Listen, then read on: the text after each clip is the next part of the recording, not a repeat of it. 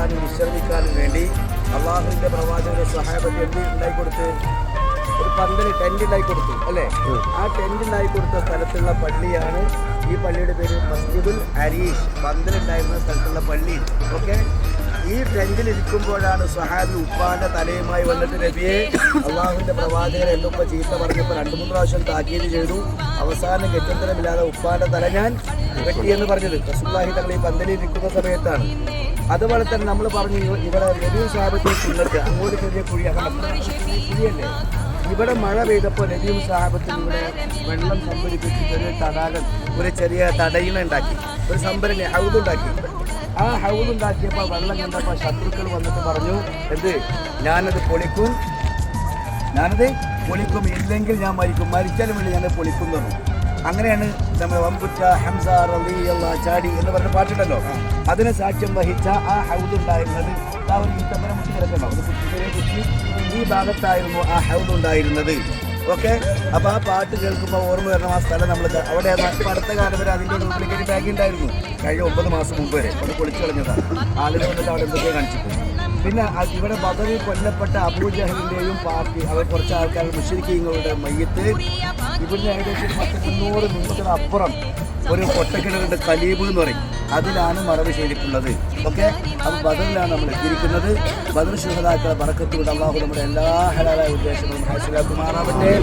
അവരോടൊപ്പം അള്ളാഹു നമുക്ക് എല്ലാവർക്കും സ്വർഗം നൽകുമാറാവട്ടെ. ഇനി നമുക്ക് പോവാം കേട്ടോ.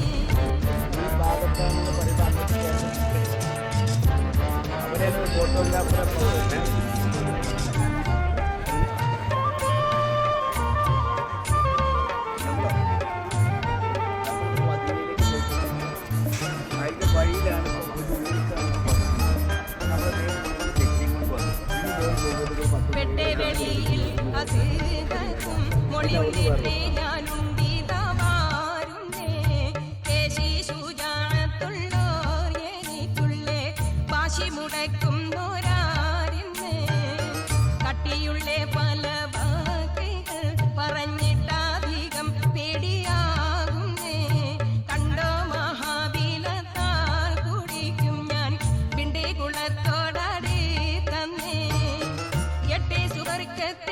സന്തോഷം കൊള്ളുന്നേ എങ്കൾ അസതുന്ന പാരിട്ട് തട്ടുന്നേ മട്ടം പല പല വിദ്യകൾ കാട്ടുന്നേ. ഓരോ വെളുപ്പാന്തരം വെട്ടിപ്പോളി അങ്ങനെ മലക്കുകൾ ഇറങ്ങിയിട്ട് സഹാബത്ത് പറയാ, ഞങ്ങൾ വാളുകൊണ്ട് ഓങ്ങുമ്പോഴേക്കും തല തെറിച്ചിട്ടുണ്ടാവും. കാരണം ആരാ കൈകാര്യം ചെയ്യണത്?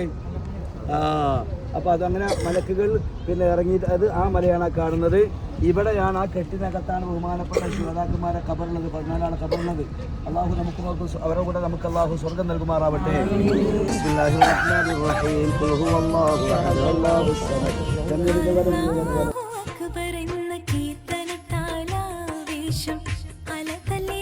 വിശ്രമിക്കാനും വേണ്ടി അള്ളാഹുവിന്റെ പ്രവാചകന്റെ സഹാബത്ത് എന്ത് ഉണ്ടായി കൊടുത്ത് ഒരു പന്തല് ടെന്റ് ഉണ്ടായി കൊടുത്തു അല്ലേ? ആ ടെന്റ് ഉണ്ടായി കൊടുത്ത സ്ഥലത്തുള്ള പള്ളിയാണ് ഈ പള്ളിയുടെ പേര് മസ്ജിദുൽ അരീഷ്. പന്തലുണ്ടായിരുന്ന സ്ഥലത്തുള്ള പള്ളി. ഓക്കെ, ഈ ടെന്റിൽ ഇരിക്കുമ്പോഴാണ് സ്വഹാബി ഉപ്പാന്റെ തലയുമായി വന്നിട്ട് നബിയെ അള്ളാഹുവിന്റെ പ്രവാചകൻ എന്തൊക്കെ ചീത്ത പറഞ്ഞപ്പോൾ 2-3 പ്രാവശ്യം താക്കീത് ചെയ്തു. അവസാനം ഗത്യന്തരമില്ലാതെ ഉപ്പാന്റെ തല ഞാൻ വെട്ടിയെന്ന് പറഞ്ഞത് റസൂലുള്ളാഹി തങ്ങൾ ഈ പന്തലിൽ ഇരിക്കുന്ന സമയത്താണ്. അതുപോലെ തന്നെ നമ്മൾ പറഞ്ഞു ഇവിടെ നബി സാഹബത്തെ സുന്നത്ത് അങ്ങോട്ട് ചെറിയ കുഴിയല്ലേ, ഇവിടെ മഴ പെയ്തപ്പോൾ നബിയും സാഹബത്തും ഇവിടെ വെള്ളം സംഭരിപ്പിച്ചിട്ട് ഒരു തടാകം, ഒരു ചെറിയ തടയിണ ഉണ്ടാക്കി, ഒരു സംഭരണി ഹൗദുണ്ടാക്കി. ആ ഹൗദുണ്ടാക്കിയപ്പോൾ വെള്ളം കണ്ടപ്പോൾ ശത്രുക്കൾ വന്നിട്ട് പറഞ്ഞു എന്ത്, ഞാനത് പൊളിക്കും, ഇല്ലെങ്കിൽ ഞാൻ മരിച്ചാലും വേണ്ടി ഞാനത് പൊളിക്കും തന്നു. അങ്ങനെയാണ് നമ്മൾ വമ്പുറ്റ ഹംസ റളിയല്ലാഹു ചാടി എന്ന് പറഞ്ഞ പാട്ടുണ്ടല്ലോ, അതിനെ സാക്ഷ്യം വഹിച്ച ആ ഹൗദുണ്ടായിരുന്നത് ഈ ഭാഗത്തായിരുന്നു ആ ഹൗദുണ്ടായിരുന്നത്. ഓക്കെ, അപ്പോൾ ആ പാട്ട് കേൾക്കുമ്പോൾ ഓർമ്മ വരണം ആ സ്ഥലം. നമ്മൾ അവിടെ അടുത്ത കാലം വരെ അതിൻ്റെ ഡ്യൂപ്ലിക്കേറ്റ് ബാഗ് ഉണ്ടായിരുന്നു. കഴിഞ്ഞ 9 മാസം മുമ്പ് വരെ അത് പൊളിച്ചു കളഞ്ഞതാണ്. ആളുകൾ വന്നിട്ട് അവിടെ എന്തൊക്കെ കാണിച്ചിട്ടുണ്ട്. പിന്നെ ഇവിടെ ബദറിൽ കൊല്ലപ്പെട്ട അബൂജഹലിൻ്റെയും പാർട്ടി, അവർ കുറച്ച് ആൾക്കാർ മുശ്രിക്കീങ്ങളുടെ മയ്യത്ത് ഇവിടുന്ന് ഏകദേശം 300 മീറ്റർ അപ്പുറം ഒരു കൊട്ടക്കിണറുണ്ട്, കലീബ് എന്ന് പറയും, അതിലാണ് മറവ് ചെയ്തിട്ടുള്ളത്. ഓക്കെ, അപ്പോൾ ബദറിലാണ് നമ്മൾ എത്തിയിരിക്കുന്നത്. ബദർ ശുഹദാക്കളെ ബറക്കത്തുകൊണ്ട് അള്ളാഹു നമ്മുടെ എല്ലാ ഹലാലായ ഉദ്ദേശങ്ങളും ഹാസിലാക്കുമാറാവട്ടെ. അവരോടൊപ്പം അള്ളാഹു നമുക്ക് എല്ലാവർക്കും സ്വർഗം നൽകുമാറാവട്ടെ. ഇനി നമുക്ക് പോവാം കേട്ടോ.